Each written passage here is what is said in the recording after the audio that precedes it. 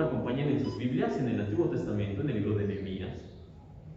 Libro de Nehemías, como recordarán, desde hace un par de semanas hemos comenzado a hablar acerca precisamente de la historia de este hombre, de la historia de Nehemías.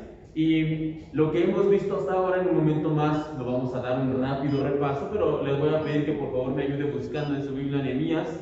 De hecho, vamos a estar leyendo varias partes de este libro, pero generalmente van a estar en el capítulo 2, capítulo 3 y una parte del capítulo 4. Entonces, no lo pierda.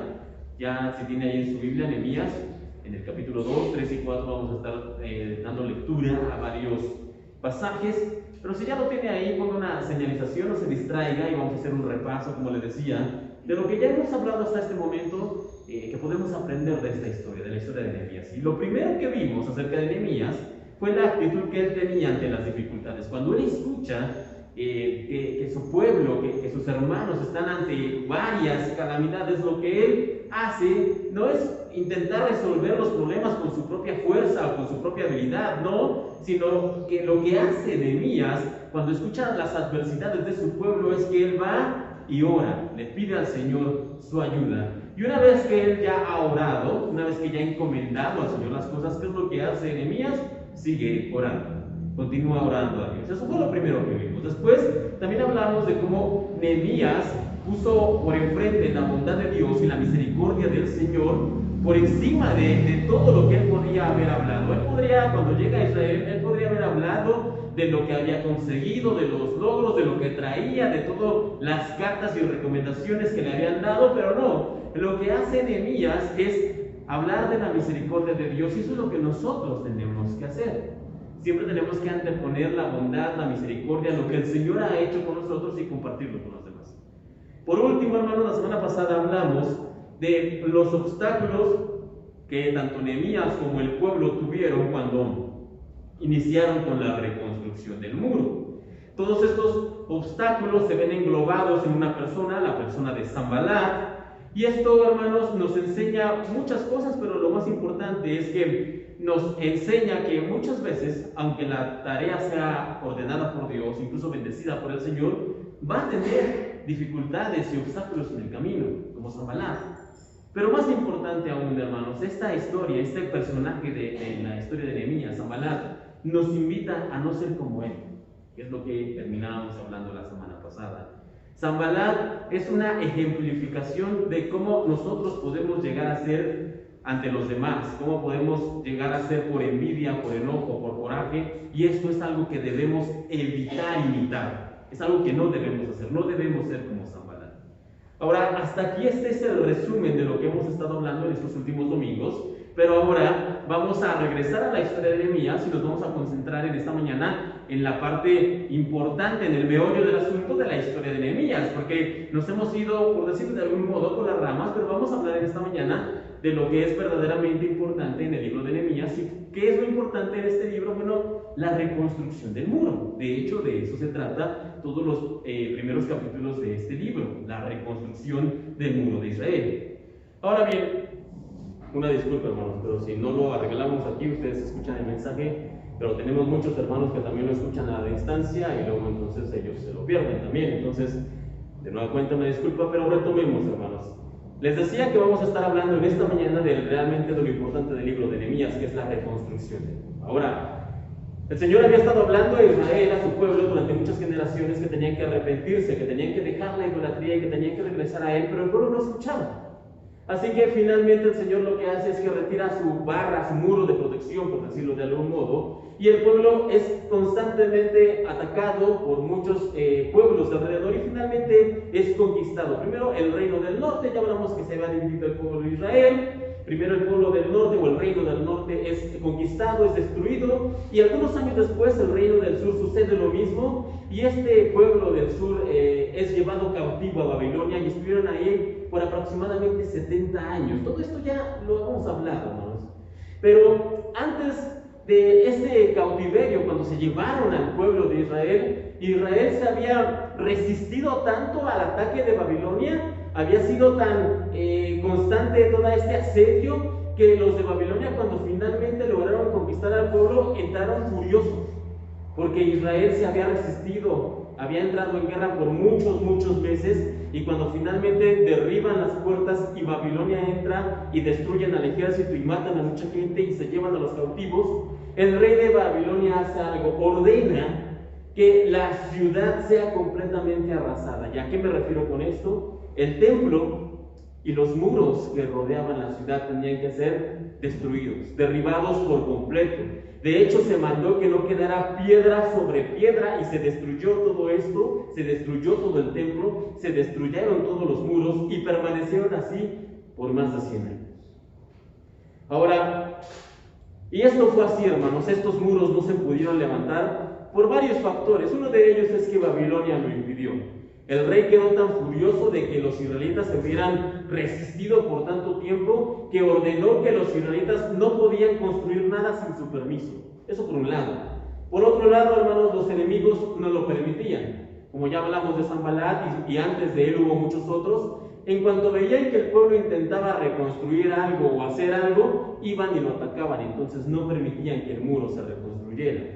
Además de todo esto, también sucedía que la gente estaba desanimada. Muchas veces, aunque ellos quisieran y se juntaran o intentaran hacer algo, intentaban medio reconstruir el muro, entonces venían los enemigos, los atacaban, los destruían, les destruían lo que estaban haciendo, y la gente se desanimaba y ya simplemente no lo intentaba. Y además, hermanos, pues simplemente no tenían el permiso o la bendición de Dios. No había llegado, como solemos decir, el tiempo del Señor.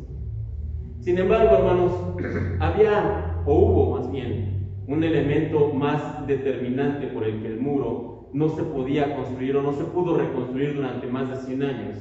Y ese elemento, hermanos, súper importante, es que el pueblo no tenía unidad. Y de eso se trata el mensaje de esta mañana, hermanos. La importancia de la unidad entre los creyentes. La importancia de la unidad.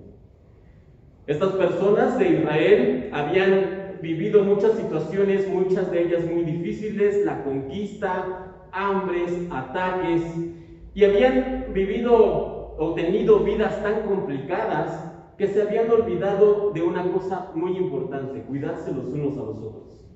Lo que habían hecho estas personas es que cada uno miraba por sí mismo y nada más, no veían más allá de su nariz, como solemos decir. Y es precisamente esta falta de unidad entre el pueblo lo que había impedido que el muro se reconstruyera. La gente no se preocupaba los unos por los otros. El pueblo vivía en una sola zona geográfica, sí, pero no era un pueblo unido, y esto les había impedido durante muchos años reconstruir la ciudad y reconstruir el muro. Pero entonces Dios determina que es el tiempo, envía a Nehemías. Y como ya decíamos, Nehemías no llegó alardeando lo que él había conseguido. Hermanos, yo traje madera y traje gente y traje esto y traje cartas y permisos. No, ese no es Nehemías. Nehemías llega, como ya les decía, diciéndoles las misericordias de Dios, hablándoles de lo que el Señor había hecho por él. De hecho, permítame leerlo y léalo conmigo allí, sígalo con su vista en Nehemías capítulo 2. El versículo 17 y 18 nos habla precisamente de lo que Nehemías le dijo al pueblo. Nehemías capítulo 2, versículos 17 y 18. Aquí leemos lo siguiente. Les dije, este es Nehemías hablando: pues vosotros veis el mal en el que estamos, que Jerusalén está desierta y sus puertas consumidas por el fuego. Venid y edifiquemos el muro de Jerusalén y no estemos más en oprobio. Entonces les declaré como la mano de mi Dios había sido buena sobre mí, y asimismo las palabras que el rey me había dicho, y dijeron: levantémonos y edifiquemos. Hasta ahí. Hermanos, lo que hace Nehemías cuando habla con el pueblo, porque es aquí justamente en esta parte donde le revela cuáles son sus intenciones, porque hasta este punto el pueblo no sabía por qué había llegado Nehemías, pero es aquí cuando les cuenta por qué ha ido y les cuenta lo que el Señor ha hecho por él y el poder de Dios y las maravillas del Señor. Es aquí cuando Nehemías les recuerda algo que es de vital importancia, no solo para este pueblo, sino también para nosotros. Nehemías les recordó hacia dónde tienen que mirar cuando estamos en problemas, hermanos. Y es que, ¿qué sucede cuando estamos en problemas? A veces, muchas veces, cuando estamos en una situación difícil, volteamos a ver a nuestra ayuda, a algún amigo, algún familiar, algún líder, algún gobierno, algún programa social. Pero hermanos, nosotros no tenemos que voltear a ver a nuestros líderes o a los enemigos, mucho menos a los problemas o un muro que está tirado, hermanos, no. ¿A dónde tenemos que voltear a ver? Como lo hizo Nehemías. Le dijo, tienen que voltear a ver a Dios. De hecho, el salmista, muchos años antes, ya lo había registrado en un salmo muy famoso, Salmo 121, versículo 1 y 2. ¿Cómo dice este salmo? Usted se lo sabe. Alzaré mis ojos a los montes. Y pregunta al salmista, ¿de dónde vendrá mi socorro? ¿De los líderes? ¿De la gente del pueblo, de mi familia? ¿De algún programa social, del gobierno? No. Pregunta el salmista, ¿de dónde vendrá mi socorro? Y él mismo responde, mi socorro viene de Jehová, que hizo los cielos y la tierra. Y esto es lo que Nehemías viene a recordarle al pueblo y lo que nos recuerda también a nosotros, hermanos. Si tenemos problemas, si vemos que estos muros están tirados, si vivimos en esta situación, tenemos que voltear al Señor, tenemos que mirarlo a Él y Él nos va a ayudar. Y este recordatorio fue tan grande y resonó tanto en los oídos y en los corazones de todo el pueblo que por fin se levantaron para hacer lo que no habían hecho por más de 100 años. Vamos, ¿qué dicen ahí? Vamos a edificar, vamos a construir. Hermanos, nosotros debemos recordar siempre, tener siempre presente que cuando queremos lograr algo, que cuando queremos alcanzar una meta, esto no lo vamos a conseguir con nuestra mano, con nuestra fuerza o simplemente con nuestra determinación, sino que tenemos que mirar, tenemos que alzar nuestros ojos a los montes y mirar a Dios. ¿Ok? El mismo salmista también escribe otro salmo, Salmo 20, versículo 7, y dice, estos, hablando de sus enemigos, dicen, estos confían en carros y aquellos en caballos, mas nosotros del nombre de Jehová nuestro Dios tendremos memoria. Hermanos, una vez más, repito, Nehemías simplemente va al pueblo a recordarle algo que jamás tenían que haber olvidado, que su esperanza, que su fortaleza, que su confianza debería estar depositada ¿en quién? En el Señor, en Dios. Y es algo que nosotros no debemos olvidar. No obstante, a pesar de que esta misión de Nehemías tenía y contaba con la bendición de Dios, y a pesar de que el pueblo estaba animado después de escuchar a Nehemías dar este discurso, hermanos, la tarea que estaba por delante, la tarea que tenían que hacer era, por definirlo de una manera, una tarea titánica, una tarea enorme.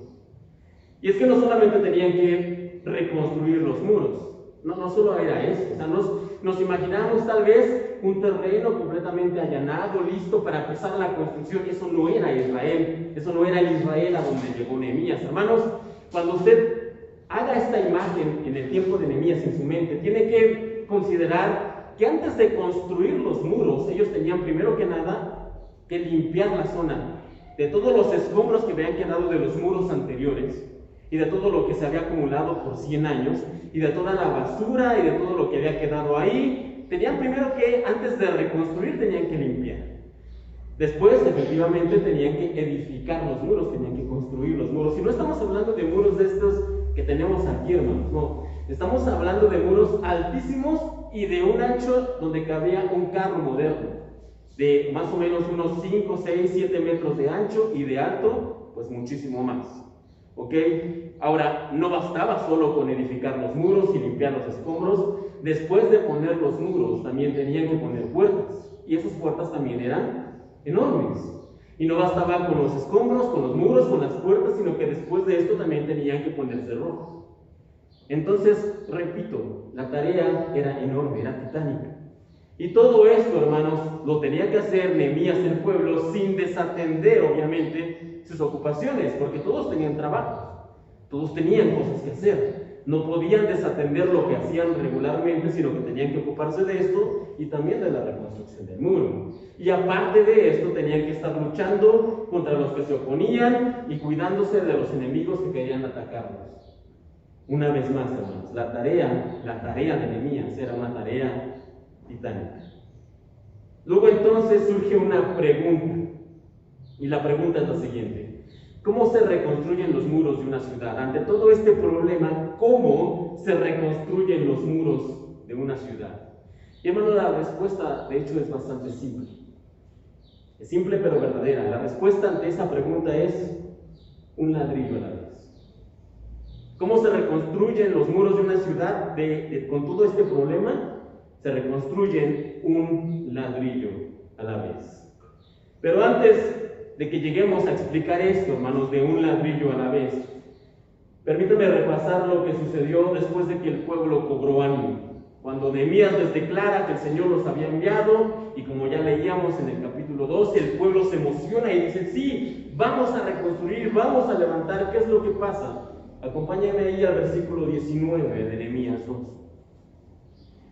Versículo 19, Nehemías capítulo 2 y el 20 también, dice lo siguiente: pero cuando lo oyeron Sanballat, horonita, Tobías, el siervo de Amonita, y Gesem, el árabe, hicieron escarnio es burla, se burlaron, dice aquí, de nosotros, y nos despreciaron diciendo: ¿qué es esto que hacéis vosotros? Os rebeláis contra el rey. Y en respuesta les dije: el Dios de los cielos, Él nos prosperará, y nosotros sus siervos nos levantaremos y edificaremos, porque vosotros no tenéis parte, ni derecho, ni memoria en Jerusalén. Ahora, hermanos, muchas veces cuando se quiere hacer algo, cuando queremos hacer una obra, cuando nos ponemos en las manos de Dios, en muchas ocasiones, en situaciones como esta, lo que vamos a recibir es burla, es desprecio, incluso amenazas como recibió Nehemías y el pueblo. Y todo esto, hermanos, muchas veces es suficiente. ¿Sabe qué? Cuando se burlan, cuando nos desprecian, cuando nos señalan, es suficiente para apagar esas chispas que estaban ya encendiéndose en nuestro corazón. Sí, vamos a hacer esto, vamos a conseguir esto. Pero ustedes apenas si son 20 miembros, pero ustedes no pueden, y entonces esas burlas vienen a nuestros oídos y se cuelan hasta nuestro corazón, y ese fuego inicial, pequeñito que teníamos, ¿qué sucede? Se apaga y comenzamos a razonar y a decir: sí, tiene razón, nosotros somos chiquitos, nosotros no podemos, nosotros nunca lo hemos hecho, ni siquiera vamos a intentar. Es más, casi puedo asegurarles, hermanos, que muy probablemente, ante estas palabras de Sanballat y compañía, hubo muchos israelitas que hace un minuto estaban emocionados porque iban a reconstruir, pero cuando escucharon las burlas y cuando escucharon el escarnio, comenzaron a pensarlo y dijeron: no se puede. Nos emocionamos de más, no lo pensamos bien, no vamos a poder hacerlo. Seguramente hubo muchas personas que cuando escucharon a Sanballat y compañía, bajaron los brazos y dijeron: no podemos, no lo vamos a lograr. Y por eso es tan importante, hermanos, y tal vez el capítulo más importante de todo el libro de Nehemías es el capítulo 3. Por eso es que es tan importante. Me encanta cómo empieza aquí, hermanos, en el capítulo 3. Acompáñenme. Imagine usted, por favor, por un momento la escena antes de que leamos. Viene Nehemías, como lo podemos leer en el capítulo 2, les cuenta al pueblo las bendiciones de Dios. El pueblo se emociona tanto que dice: vamos a reconstruir, vamos a edificar. Y entonces viene Sanballat y se burla, y muchos pues simplemente bajan los brazos y dicen: no lo vamos a lograr. Pero tal vez al siguiente día o unos días después sucedió lo siguiente, hermanos. Capítulo 3, versículo 1, dice lo siguiente: Entonces se levantó el sumo sacerdote Eliasib con sus hermanos los sacerdotes y edificaron la puerta de las ovejas. Ellos arreglaron y levantaron sus puertas hasta la torre de Amea y edificaron hasta la torre de Hananeel. Y usted puede leer con tranquilidad, hermanos, y le recomiendo que lo lea, el capítulo 3 de Nehemías en casa. Pero como les decía, imaginen la escena. La gente se fue a sus casas un tanto cuanto desanimadas, pensando en las burlas y en las palabras de Sanballat, diciéndoles: no lo van a lograr, no van a poder, no han podido en 100 años. ¿Por qué cambiaría esto ahora? ¿Por qué lo lograrían ahora? ¿Qué hay de especial? No van a poder. Pero aquí, Eliasib, el sumo sacerdote, me lo imagino reuniendo a sus hermanos y dice: vamos a hacerlo. No podemos reconstruir todo el muro, pero sí este pedazo, de aquí a acá, lo que nos corresponde. Y un buen día se levantan, seguramente muy temprano, salen sin hacer alarde, sin hacer ruido, sin hacer fiesta, y comienzan a reconstruir. Imaginen los sonidos de la reconstrucción. ¿Y qué fue lo que pasó? Al escuchar, le ha tocado que están reconstruyendo al lado de su casa o construyendo al lado de su casa. Me imagino que son silenciosos, ¿verdad? A A veces hasta nos molesta cuando están construyendo, escuchamos los martillos, escuchamos esto, escuchamos música, pero es parte ahora sí que del oficio. Aquí a un lado están construyendo, justamente en la parte de atrás de la iglesia, y de lunes a sábado, desde muy temprano, a veces hasta muy tarde, escuchamos ruido, escuchamos voces, escuchamos gente, escuchamos ruido de construcción. Algo así me imagino. Y entonces los vecinos de aquí, del sumo sacerdote, salen a ver qué es ese ruido. Y se dan cuenta que los sacerdotes, el sumo sacerdote, el Eliasib y los demás están reconstruyendo. ¿Y qué es lo que hacen los vecinos? Vamos a hacerlo. Nosotros también. Ellos están construyendo de aquí a acá, nosotros vamos a construir desde aquí hasta acá. Y comienzan también a hacerlo. El capítulo 3 de Nehemías es, por decirlo de alguna manera, un efecto dominó. ¿Por qué? ¿Qué pasó? Con Eliasib, el sumo sacerdote comienza, pero luego los vecinos ven que él está construyendo y comienzan a construir su parte. Y cuando los vecinos ven el esfuerzo y el trabajo de los que estaban reconstruyendo, entonces ¿qué dicen? Nosotros también. Y luego los otros vecinos, cuando salen a ver el ruido, dicen, bueno, ustedes están construyendo desde aquí hasta acá, nosotros vamos a construir desde aquí hasta acá. Y los siguientes vecinos escuchan también el ruido. ¿Y qué es lo que pasa? Salen a ver. Y dicen, bueno, si ustedes están construyendo desde aquí hasta acá, nosotros vamos a construir desde aquí hasta acá. Y los siguientes vecinos, y los siguientes vecinos, y los siguientes vecinos, hasta que el muro estuvo completado. Y de esta parte de la historia de Nehemías aprendemos en esta mañana dos cosas. La primera, hermanos, es la importancia del ejemplo.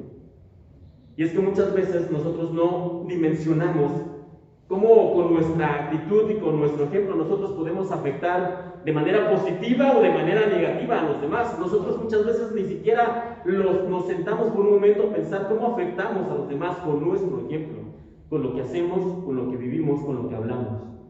Pero nosotros, como hijos de Dios, nosotros hemos sido llamados a ser la sal de la tierra, la luz del mundo. Ese es nuestro llamado, eso es lo que el Señor espera de nosotros. Y es nuestra obligación, ¿sabe qué? Marcar una diferencia. Nosotros tenemos que marcar una diferencia positiva hacia los demás. Y el día de ayer lo pude experimentar, de hecho, cuando estaba terminando con algunos detalles de este mensaje. El día de ayer, una de nuestras hermanas vino a entregarnos también unas plantas. Y me dijo, ¿puedo pasar? Así aquí la esperamos con todo gusto. Cuando salí para despejar el lugar, que nuestra hermana iba a venir, me di cuenta que estaba sucia, muy sucia en la calle, más de lo normal. Entonces dije, mientras la espero voy a barrer. Y barrí. Pero después de barrer una parte, dije, bueno, aquí ya está la hierba muy crecida, la voy a cortar. Y la corté. Y después vi que a un lado estaba también crecida la hierba y dije, también aquí. Y la que sigue, hasta llegando hasta el fondo.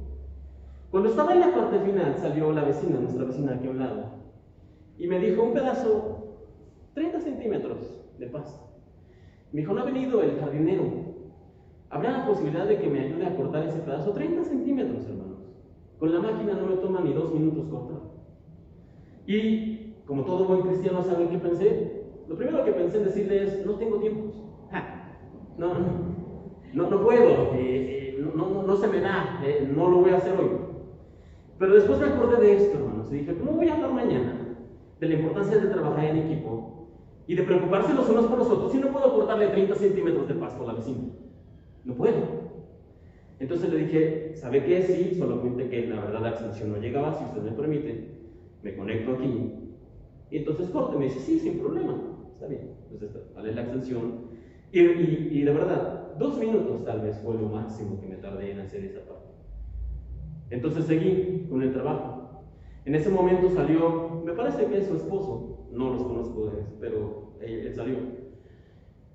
Y salió con una escoba y salió con un recogedor y toda la hierba que estábamos ahí, porque me falta, ya la había cortado, pero me faltaba recogerlo. Porque una cosa es hacer una parte y otra cosa es hacerlo completo. Y sin decir más, tomó una de las bolsas que teníamos ahí de la basura, comenzó a barrer y comenzó a echar la basura. No solamente el pedazo, los 30 centímetros, sino comenzó con los 30 centímetros, luego el otro pedazo, luego el otro pedazo, en lo que yo terminaba de afinar, etcétera, etcétera, luego el otro pedazo, hasta llegar aquí hasta nuestra entrada. La vecina junto con su esposo empezaron a barrer, empezaron a ayudarla. Y entre todos, como veíamos hace un momento, terminamos más rápido. Pero ¿sabe qué? Eso no hubiera pasado y yo habría tenido que cortar más y emplear más horas y emplear más esfuerzo si no le hubiera dicho, sí, está bien, sin problema, 30 centímetros. Hermanos, ¿y eso por qué fue? La importancia del ejemplo. ¿Cómo podemos hablar, repito, de la importancia de ver los unos por los otros si no podemos ayudar a un vecino con algo tan simple? Ahora, lo segundo que aprendemos nosotros en esta mañana de esto que pasó con este ejemplo del sacerdote es la importancia de trabajar unidos, de trabajar como un equipo. En nuestro caso, hermanos, como una familia de la fe, porque eso es lo que somos, estamos hermanados en nuestra fe en Jesucristo, somos una familia, somos la familia de la fe. Y decíamos ya que la tarea de Nehemías es titánica, sí lo es. Nehemías y todo el pueblo juntos era una tarea enorme, pero podían hacerlo. ¿Por qué? Porque se unieron. Así que una vez más, ¿cómo reconstruyes los muros de una ciudad que no se han podido reconstruir por más de 100 años? Hermanos, un ladrillo. Esto lo sabían muy bien, hermanos, la primera iglesia, los primeros creyentes. ¿Por qué lo digo? Porque cuando el Señor se va y les deja la encomienda de predicar el Evangelio, ellos no salieron a hacer campañas multitudinarias. Mira, Pedro, Juan, Pablo, lo que tenemos que hacer es salir y reunir a miles de personas y predicarles a todos ellos el Evangelio. Ellos no salieron, repito, a hacer campañas multitudinarias de evangelismo. No, ¿sabe cómo compartió el Evangelio la primera iglesia de Jesucristo? ¿Cómo compartieron ellos el Evangelio? Un ladrillo a la vez, es decir, una persona a la vez. El creyente, el que creyó en Cristo, originalmente le compartió al vecino, y el vecino a su vecino, y ese vecino a su otro vecino, y el otro vecino al otro vecino, y el otro vecino al otro vecino. Y cuando menos se dieron cuenta, ¿sabe qué decían de esa iglesia, de esa primera iglesia que comenzó a compartir el mensaje del Evangelio una persona a la vez? Cuando menos, hermanos, les decían de la siguiente manera, Hechos 17:6. Cuando llegaron ya, porque se iban extendiendo y extendiéndose, cuando llegaron a una ciudad, ellos dijeron lo siguiente, Hechos 17:6. Estos que trastornan al mundo entero también han venido acá. Estos que trastornan, habían cambiado el mundo. ¿Cómo? Porque habían hecho campañas enormes, ¿no, hermanos? Un ladrillo a la vez, una persona a la vez. Y así es como se comparte el Evangelio. Usted se lo comparte a su vecino, y su vecino a un compañero de trabajo, y ese compañero de trabajo a un amigo, y ese amigo a otra persona, y esa persona a otro vecino, y ese vecino a otro compañero de trabajo, y ese compañero de trabajo a sus hijos, y sus hijos a compañeros de escuela. Y esa es la manera en la que vamos a llegar, y esa es la manera en la que vamos a compartir el Evangelio a las personas. Una persona a la vez. ¿Pero cómo? A través de nuestro ejemplo, nuestro buen ejemplo, y eso es importante recalcarlo, nuestro buen ejemplo como hijos de Dios, como sus hijos. Sin embargo, hermanos, retomando la historia de Nehemías, hay un pequeño problema en el capítulo 3. Yo les decía que es muy importante y lo es, pero hay un pequeño problema con esta edificación seccionada, por llamarla de algún modo, y es que si el pueblo hubiera continuado construyendo de esta manera, yo mi parte, tú tu parte, cada quien la parte que nos toca y que nos corresponde, es un buen comienzo, pero repito, hay un problema. ¿Cuál es ese problema? Que no habrían terminado. ¿Y por qué no habrían terminado, hermanos? Porque hasta este punto hay una unidad, pero le falta algo. ¿Por qué? Porque hasta este punto sí se están uniendo para construir, es verdad, pero todavía siguen pensando solamente en ellos mismos. Yo mi parte, tú tu parte, cada quien su parte. Estamos unidos en una tarea, sí, pero siguen pensando cada quien en su propia parte, en su propio beneficio. Todavía hay egoísmo en esta parte, en esta tarea. ¿Y qué hubiera pasado, hermanos, si alguno de los vecinos hubiera decidido no reconstruir su parte? No habrían terminado. ¿O qué hubiera pasado si no lo hacía bien y a los 15 días comenzaba a caerse esa parte del muro? No habría servido de nada el esfuerzo. ¿O qué tal si no se ponían de acuerdo? No es que yo no quiero hacer más alto, no es que yo no quiero más bajo, no quiero esforzarme tanto, yo quiero más ancho, yo no quiero menos ancho, no me gusta así de ancho. ¿Qué hubiera pasado? Repito, no hubieran terminado la obra. Así que esto, hermanos, esto es muy importante. Y déjeme decirle algo que se tiene que recordar en esta mañana. Este es el punto con el cual se tiene que ir. Esto es lo importante en esta mañana. La apariencia de unidad, escuche bien, la apariencia de unidad no es verdadera unidad. Permítame repetirlo. La apariencia de unidad no es verdadera unidad. Yo no sé si le ha pasado a usted, es muy común verlo hoy en día. Pero vemos en muchas ocasiones parejas que en apariencia son felices. Sí, mi amor, ¿cómo estás, mi vida, corazón? Y todo es besos y abrazos frente a la gente. En apariencia, repito, son felices. Todo está bien, todo es alegría. Pero al final del día resulta que un día nos enteramos que ya no están juntos, que ya no viven, que ya se van a divorciar. Y todos se preguntan, bueno, ¿y qué pasó? ¿Eran tan felices? Una vez más, la apariencia de unidad no es verdadera unidad. Hasta aquí, hermanos, el pueblo estaba delante de sus enemigos, delante de los que estaban construyendo, aparentando unidad. Mira, todos están reconstruyendo y el sacerdote en su parte y los de aquí esta parte y esta parte, en apariencia estaban unidos, pero repito, cada quien estaba viendo por su parte, cada quien estaba viendo por su tramo, todavía no estaban unidos, hermanos. Y aquí, hermanos, la importancia de la verdadera unidad, de la unidad que de verdad espera el Señor de nosotros. ¿Sabe cómo nosotros vamos a mostrar unidad? Evangelio según San Juan, capítulo 13, versículo 35, una vez más. Evangelio de Juan, capítulo 13, versículo 35. El Señor aquí dice lo siguiente: en esto conocerán todos que son mis discípulos, si tuviereis amor los unos por los otros. Si tuviereis amor, no si aparentemente tienen amor, no, si tuvieren amor, y el amor no se puede aparentar, hermanos, o se tiene o no se tiene. Eso es algo que no se puede realmente fingir, porque al final del día se va a destapar. ¿Se tiene o no se tiene? Entonces, la gente sabrá que son míos, dice el Señor, que son mis discípulos, cuando ustedes se amen los unos a los otros. Y ese es el sello, hermanos, de los verdaderos hijos de Dios, el amor. Y dentro del amor, ¿sabe qué va? La unidad. ¿Por qué? Porque para poder amarnos los unos a otros necesitamos estar unidos en el ¿qué? En el amor de Dios. Entonces va, como dicen por ahí, junto con pegado el amor y la unidad. Y el pueblo en el tiempo de Nehemías finalmente tuvo que pasar de la apariencia de unidad a la unidad verdadera. ¿Por qué? Porque si no, no iban a terminar el proyecto, no iban a terminar la reconstrucción de los muros. Tenían que pasar de la apariencia de unidad a la verdadera unidad. Y cuando la obra ya estaba hasta cierto punto avanzada, hermanos, sucedió algo. Sucedió que los enemigos de Israel vieron que no los iban a detener con burlas, no los iban a detener con amenazas, así que dijeron, ¿sabes qué? Nos tenemos que unir y vamos a mandar gente para que los ataque. Y comenzaron a planear de alguna manera, dijeron, vamos a ir, los vamos a agarrar distraídos y los vamos a matar, fue lo que dijeron los enemigos. De esto se entera Nehemías y manda a traer al pueblo. Hasta este punto el pueblo estaba aparentemente unido, repito, cada quien construyendo por su lado, pero no estaban verdaderamente unidos. Entonces, cuando se ven amenazados de muerte, Nehemías trae al pueblo y les dice lo siguiente. Es un poco largo, hermanos, pero por favor síganlo con su mirada en su Biblia. Nehemías 4, del 14 en adelante. Nehemías 4, del 14 en adelante. Cuando Nehemías se entera de lo que estaban planeando Sanballat y sus secuaces, trae al pueblo y les dice lo siguiente, Nehemías 4 del 14 en adelante. Después miré y me levanté y dije a los nobles, a los oficiales y al resto del pueblo: no temáis delante de ellos, acordaos del Señor grande y temible y pelead por vuestros hermanos, por vuestros hijos y por vuestras hijas, por vuestras mujeres y por vuestras casas. Y cuando oyeron nuestros enemigos que lo habíamos entendido y que Dios había desbaratado el consejo de ellos, nos volvimos todos al muro, cada uno a su tarea. Y aquí pensaríamos, bueno, otra vez apariencia de piedad, cada uno a lo suyo, pero note la diferencia.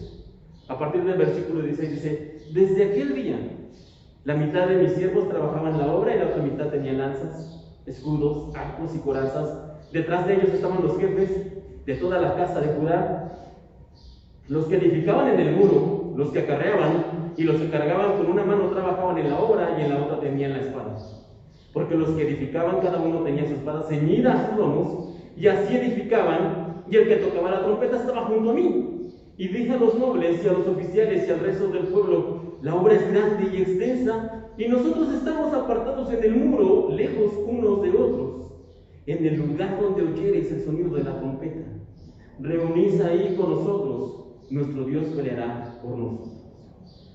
Cuando sucede esto, cuando se ven finalmente ellos comprometidos, cuando su vida corre peligro, hermanos, finalmente el pueblo entendió que su egoísmo, eso de querer construir cada quien su parte y nada más, ese egoísmo no solamente los estaba dañando, sino que también iba a terminar por afectar a sus familias, a sus hijos, a sus hijas, a sus esposas, Y ese es el fruto del egoísmo. Cuando nosotros somos egoístas, dañamos a los demás, incluso a los que decimos que amamos cuando somos egoístas.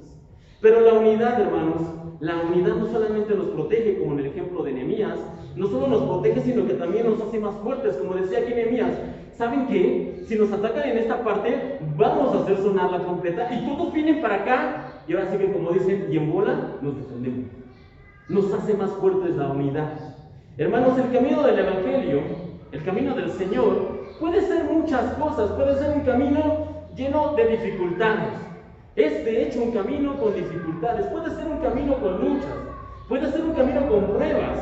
Pero jamás, y escuche bien, jamás fue diseñado el camino del Evangelio para ser un camino solitario. Jamás. Cuando el Señor envió a sus primeros discípulos a compartir el mensaje del Evangelio, ¿cómo los envió? ¿Solos? No, los envió en parejas, de dos en dos. Cuando el Señor Jesús sufrió en Getsemaní y que estaba incluso sudando gotas de sangre, nos dicen los evangelios, no lo hizo solo. Los discípulos estaban ahí cerca, dormidos, sí, pero estaban cerca, porque el camino del Evangelio jamás ha sido un camino solitario. Y cuando el Señor ascendió al cielo, cuando se fue, Él dijo una cosa: les prometo algo. Les prometo que yo les voy a enviar un consolador, al Espíritu Santo. ¿Por qué? Repito, porque el camino del Evangelio nunca ha sido un camino solitario. Es un camino de unidad. No obstante, en muchas ocasiones, aun cuando sabemos la importancia de la unidad, cuando sabemos que el Señor nos lo está pidiendo, a pesar de que todo esto, muchas veces elegimos el camino de la soledad y de estar aislados. Y esto hasta cierto punto tiene justificantes. Conocí a unos muchachos en la iglesia que eran distanciados, hasta cierto punto solitarios. No les gustaba juntarse con nadie en la iglesia. Decían que porque durante muchos años habían ellos ayudado a otras personas en la iglesia, pero siempre les habían pagado mal, y entonces eso les había hecho un resentimiento en su corazón y habían decidido que ya no iban a ser amables con los demás. ¿Ok? Y así puede ser, hermanos, que en alguna ocasión hayamos intentado dar esa amistad, esa unidad, y nos hayan traicionado, o nos hayan pagado mal, o nos hayan hecho daño, o lo hayan tomado, como dicen coloquialmente, les hayamos dado la mano y se toman el pie. Y suele suceder, hermanos. Pero eso, hermanos, no son motivos suficientes para no buscar la unidad y el compañerismo al cual el Señor nos ha llamado. ¿Ok? ¿Por qué? Porque eso es algo que el Señor espera de nosotros, que seamos unidos, que nos amemos los unos a los otros, a pesar de que en ocasiones pueden fallar, traicionarnos o dañarnos, hermanos. Y hablábamos ya para ir terminando, hablábamos ya del capítulo 3 de Nehemías.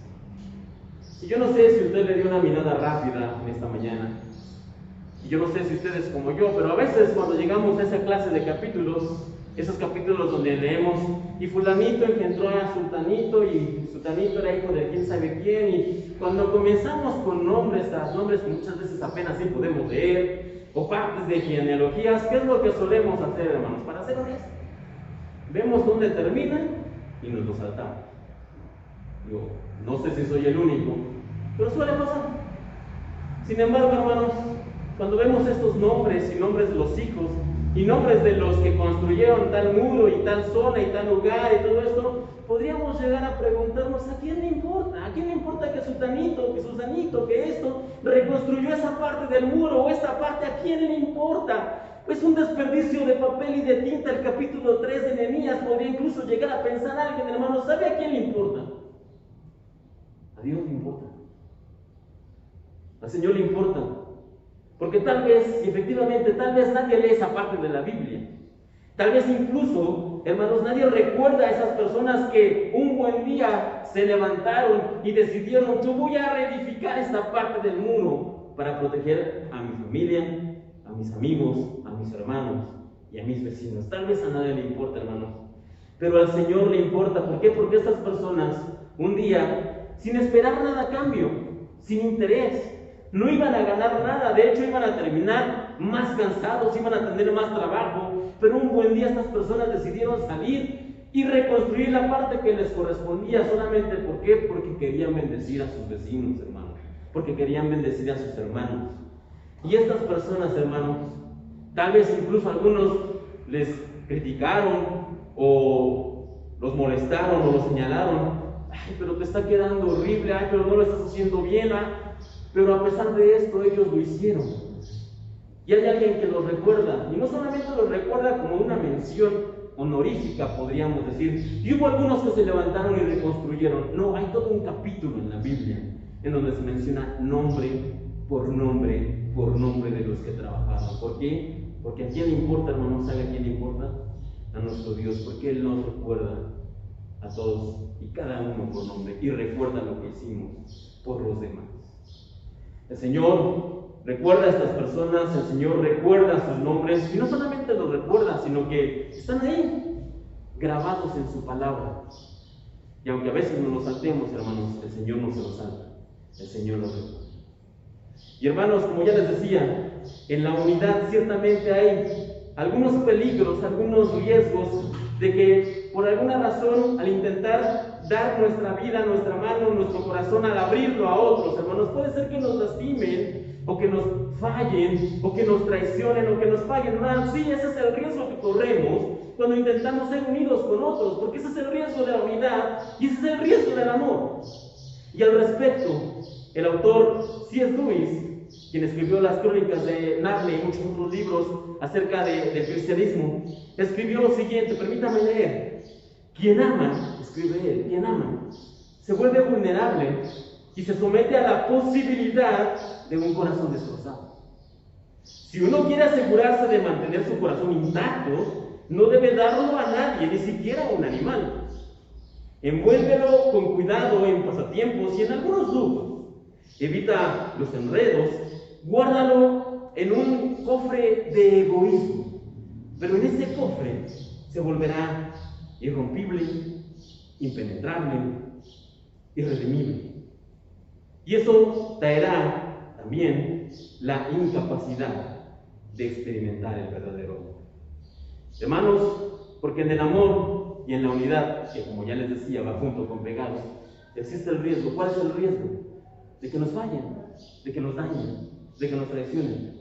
Pero eso no debe impedirnos de hacerlo, de amar a los demás y de ser unidos con otros. ¿Por qué? Porque eso, hermanos, es lo que el Señor espera de nosotros: la unidad, el ver los unos por los otros, el cuidar los unos por los otros, el preocuparse por los demás, el defender a otros que no pueden defenderse, el edificarnos mutuamente como hermanos. Este es un llamado que el Señor nos ha hecho a todos, no a algunos. Este no es un trabajo solo de pastores o de predicadores, es un trabajo que el Señor nos ha dado a todos, edificarnos los unos a los otros. Y por supuesto que en el camino puede haber baches y tropezones y raspones, por supuesto que los habrá, hermanos. Pero eso no significa que no debemos hacerlo. ¿Y sabe qué? Ya para terminar, al final la unidad gana. Al final la unidad ganará. ¿Cómo sabemos que la unidad ganará? En el libro de Apocalipsis, hermanos, en donde se nos habla del final, de lo que habrá, de lo que nos espera, de lo que aguarda a los hijos de Dios, a los que son fieles, se nos dice lo siguiente, Apocalipsis 7, versículos 9 y 10. Y esto puedo decirles por qué la unidad ganará. ¿Sabe por qué? Porque aquí se nos dice lo siguiente: después de esto, después de todas las cosas que se nos narran, miré, y hay una gran multitud, la cual nadie podía contar. Y dice aquí, de todas naciones, y tribus, y pueblos, y lenguas, que estaban delante del trono y en la presencia del Cordero, vestidos de ropas blancas y con palmas en las manos, y clamaban a gran voz diciendo: la salvación pertenece a nuestro Dios que está sentado en el trono y al Cordero. La unidad gana, hermanos. ¿Por qué? Porque dice aquí que delante del trono del Cordero, delante del trono de Dios, al final habrá gente, dice aquí, de todas las naciones, de todos los tribus, de todos los pueblos y de todas las lenguas. Y estando delante del trono, no nos vamos a acordar de que nos hicieron, o si nos fallaron, o si nos pagaron mal, hermanos. La unidad y el amor al final han de ganar. Por eso la importancia de que el Señor nos dice que debemos ser unidos. Y por eso la historia de Nehemías nos habla de esta importancia de la unidad. Ya para terminar, hermanos, solamente recuerde que la apariencia de unidad no es verdadera unidad. Así que debemos buscar una unidad verdadera, una unidad como la que el Señor tiene con nosotros, una unidad como la que el Señor espera de nosotros, una unidad verdadera. Y en la unidad verdadera nos cuidamos los unos a los otros, como en el ejemplo de Nehemías, como en la historia de Nehemías.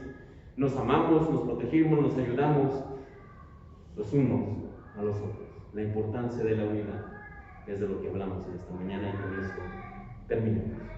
Vamos a hacer una oración y luego de ella un canto final y estaremos despedidos en este domingo. Cierra sus ojos, vamos a orar. Amoroso Padre Celestial, gracias te damos porque al permitirnos estar aquí, no solo en la iglesia, sino en este mundo, nos da la oportunidad de buscar la unidad que tú esperas de los tuyos. Ciertamente muchas veces nos cuesta o tenemos recelo por experiencias pasadas y en muchas ocasiones es difícil que abramos nuestro corazón, que intentemos acercarnos a otros porque nos han fallado, nos han lastimado. Pero Señor, en esta mañana te pedimos que tú nos traigas consuelo, que nos restaures y que nos des la fuerza que necesitamos para poder ser unidos con otros, para poder preocuparnos unos por otros, para poder ayudarnos entre nosotros como hermanos y miembros de la familia, tu familia, la familia de la fe. Gracias te damos, Señor, por estos ejemplos que nos das. Y gracias te damos, Señor, porque aún en esta parte de la Biblia, como Nehemías 3, en donde vemos nombres, listas interminables, Señor, tú nos recuerdas que no olvidas a nadie, que siempre tienes presente aún las pequeñas obras y que esperas de nosotros la unidad siempre. Permítenos llegar a eso, nos cuesta, nos falta, pero danos la fortaleza, el ánimo que no tenemos y ayúdanos, Señor, realmente a ser unidos como hermanos, a dar un buen ejemplo ante los demás a través de un buen testimonio, ayudando a los que lo necesitan, viendo por los que no tienen, Señor, pero no para que nos aplaudan o nos elogien, sino para que la gente te vea a ti en nosotros, para que la gente vea el carácter de tu Hijo a través de nosotros y para que contemos tus maravillas y te dé gloria a ti, no a nosotros, Señor, sino a ti. Te damos gracias en esta mañana. Te pedimos que bendigas esta semana. Por favor, nos sigas guardando en este tiempo, que nos lleves con bien en este domingo y que nos guardes, Señor, cada día. Te lo pedimos, por favor, en el nombre de tu Hijo, el Señor Jesucristo.